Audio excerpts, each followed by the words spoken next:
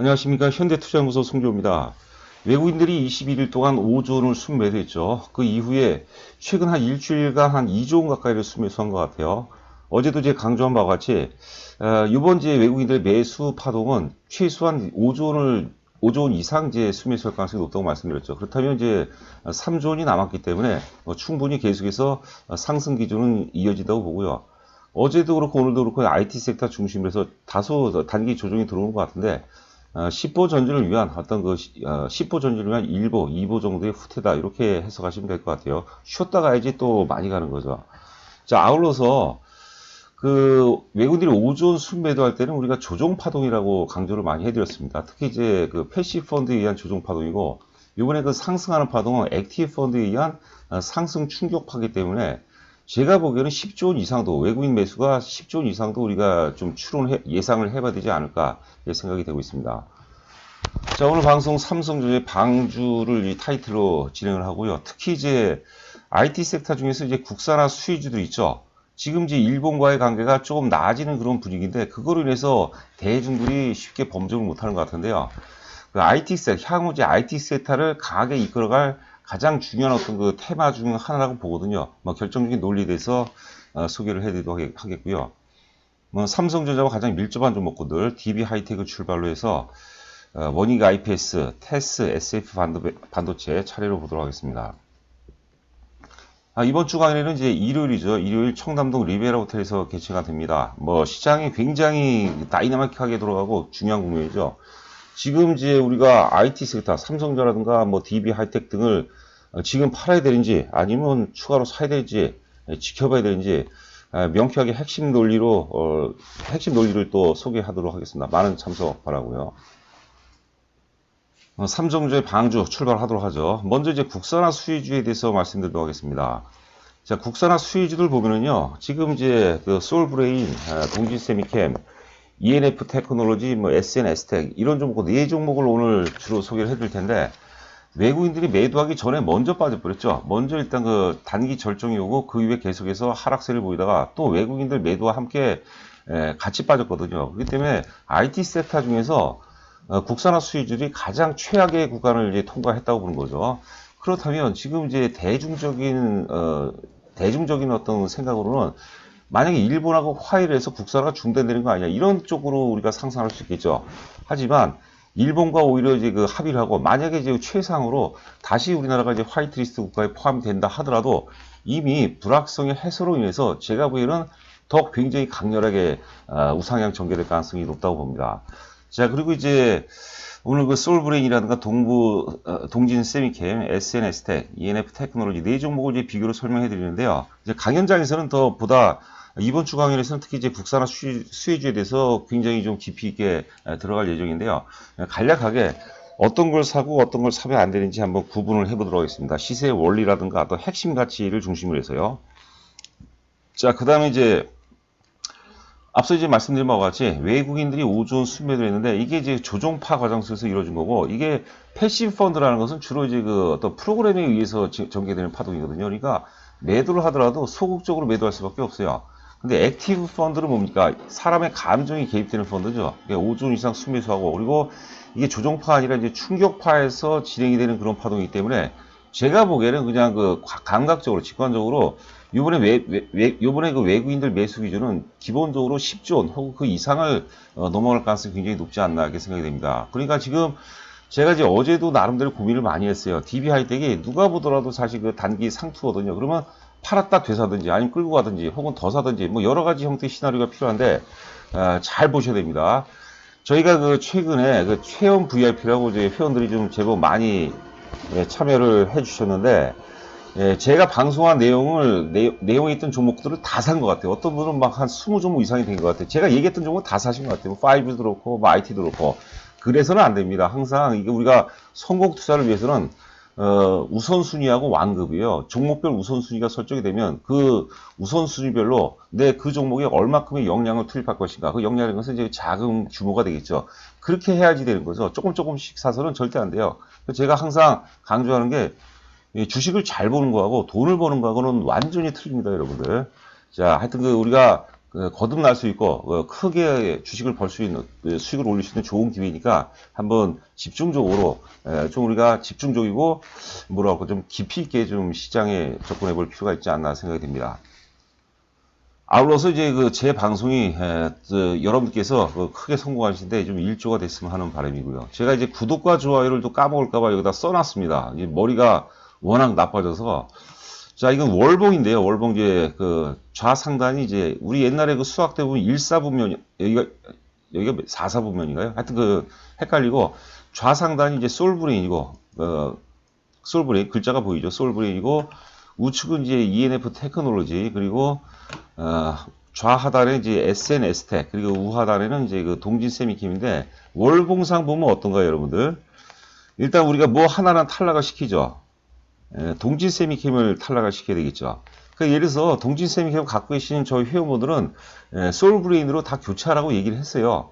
그 논리를 얘기해 준 거죠. 왜 그러면 솔브레인을 사야 되는지, 왜 ENF 테크놀로지를 사야 되는지, 왜 SNS텍을 사야 되는지 그렇게 얘기해 준 거죠.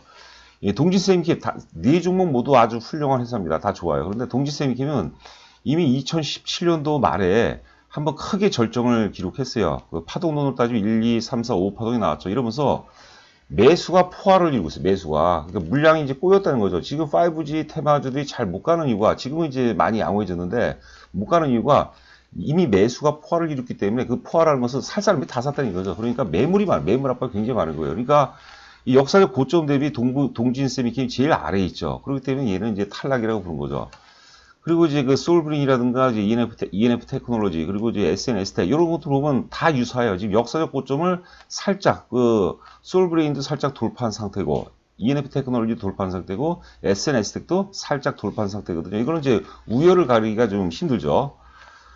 자, 먼저 이제 솔브레인하고 ENF 테크놀로지를 한번 보도록 하겠습니다. 자, 솔브레인 같은 경우는 이제 우리가 국산화재 수혜 중에서 시가격이죠. 반도체 시가격 이제 국산화 관련주로 이미 시가격 국산화는 달성한 거로 이렇게 예상이 되고 있습니다. 그리고 이게 너무 구체적으로 들어가면 안 되는데 여하튼 솔브레인은 이제 삼성전자가 지분을 출자했다는 그런 굉장한 강점이 있죠. 그렇게 이제 해석을 하면 될 것 같아요. 뭐 실적이라든가 펀더멘탈은 여러분들 비교해 보시면 거의 뭐 우열을 가리기가 규모는 캐파는 뭐 솔브레인이 좀 낮죠. 근데 이제 같은 추이라든가 흐름은 ENF 테크놀로지도 굉장히 양호한 겁니다. 근데 ENF 테크놀로지 뭐냐면 단점이 뭐냐면 지금 기술적으로 봐서는 오히려 조금 우일 수도 있으나 ENF 테크놀로지는 삼성향이 아니라 디스플레이는 이제 LG향이고 그리고 이제 반도체 부분은 이제 하이닉스향이죠. 이런 거에서 저는 솔브레인하고 우리가 차별화가 있어야 된다고 보는 거죠. 얘는 이제 국산화 수혜는 이제 고순도 불화수죠. 관련 수혜죠. 그래서 솔브레인과 ENF를 제가 이제 SNS텍은 자료가 좀 적어서 이제 구하지를 못했습니다. 그렇게 해석하시면 될 것 같아요. 자, 차트를 한번 죄송합니다. 차트를 한번 보도록 하죠.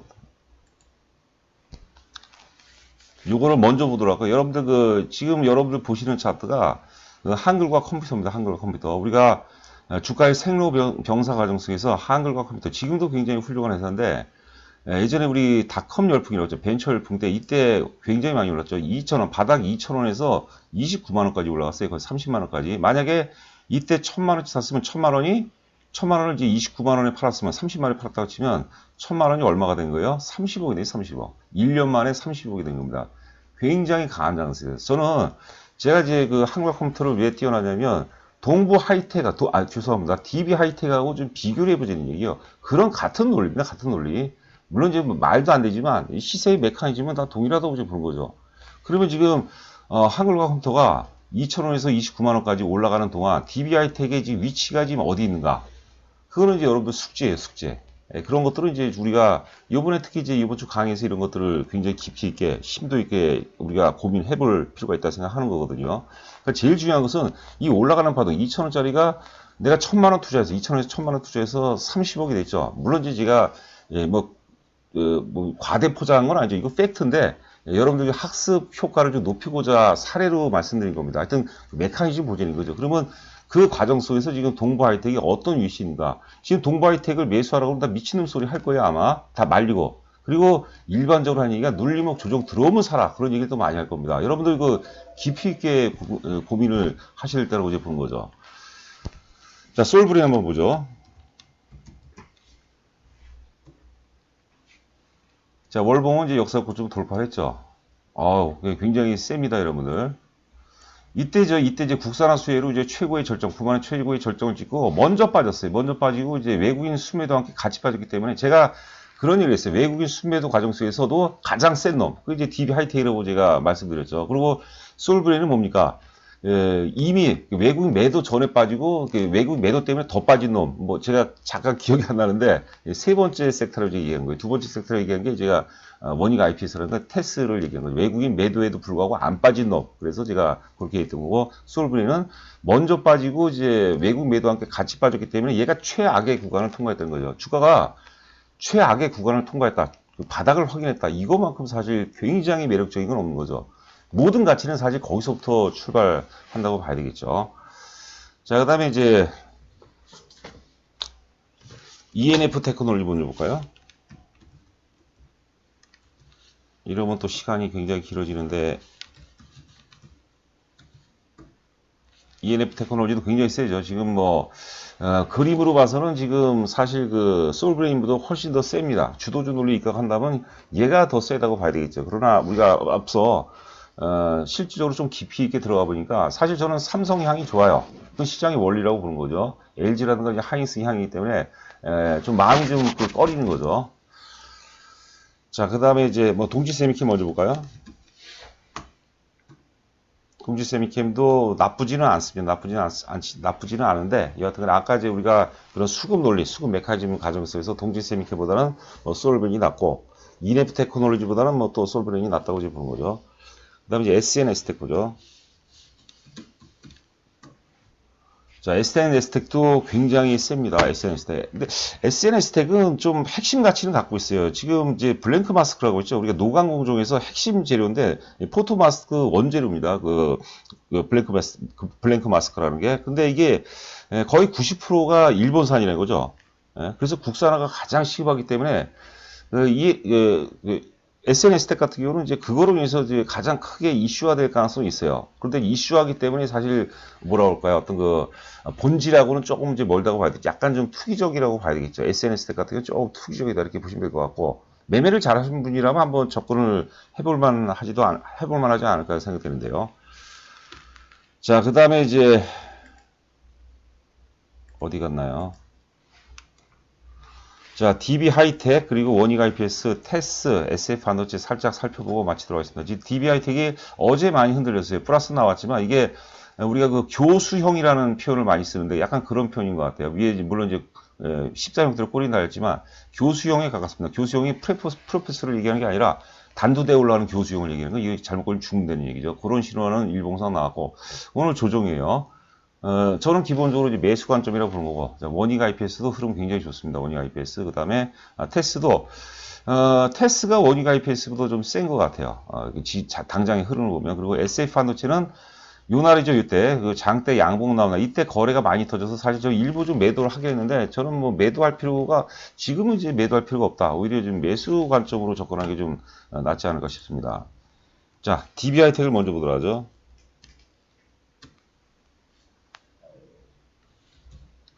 이번 주 강연에 한번 오시면은 제가 보기에는 투자하시는데 굉장히 많이 도움이 되실 것 같아요.